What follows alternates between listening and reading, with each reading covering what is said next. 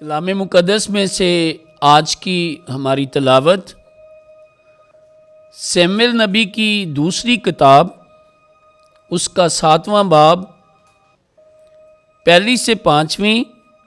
8 سے 12 اور پھر 14 اور 16 آیات تک۔ اور ایسا ہوا جب بادشاہ اپنے گھر میں بیٹھا تھا اور خداوند نے اسے اس کے سارے دشمنوں سے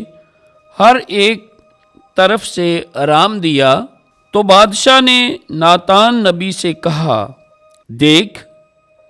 میں صنوبر کی لکڑی کے گھر میں رہتا ہوں اور خداوند کا صندوق کھالوں میں رہتا ہے۔ ناتان نے بادشاہ سے کہا، جا اور جو کچھ تیرے دل میں ہے وہ کر،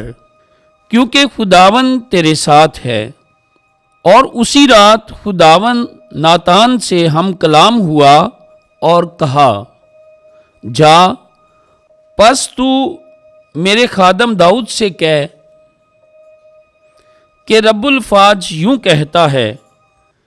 کہ میں نے تجھے بھیڑ سالے میں سے بھیڑوں کے پیچھے سے لیا، تاکہ تجھے اپنی قوم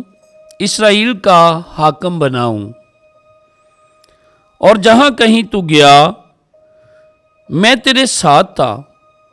اور تیرے سامنے سے تیرے سارے دشمنوں کو کاٹ ڈالا، اور جیسے زمین پر بڑے آدمیوں کا نام ہوتا ہے تیرا نام بڑا کیا۔ میں نے اپنی قوم اسرائیل کے لیے مقام بنایا اور اسے لگایا، تو وہ اپنے مقام میں رہے، پس وہ پھر جنبش نہ کھائیں گے، اور نہ شرارت کے فرزند انہیں پھر دکھ دیں گے، جیسا پہلے ہوتا تھا اور جیسا اس دن سے ہوتا آیا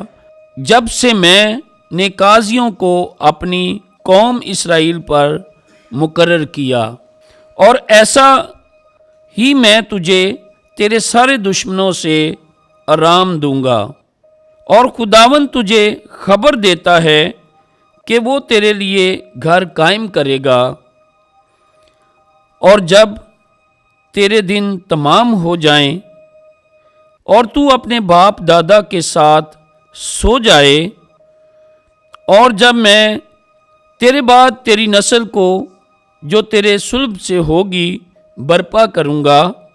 اور اس کی سلطنت کو مستقل کروں گا، میں اس کا باپ ہوں گا اور وہ میرا بیٹا ہوگا، اور جب وہ بدی کرے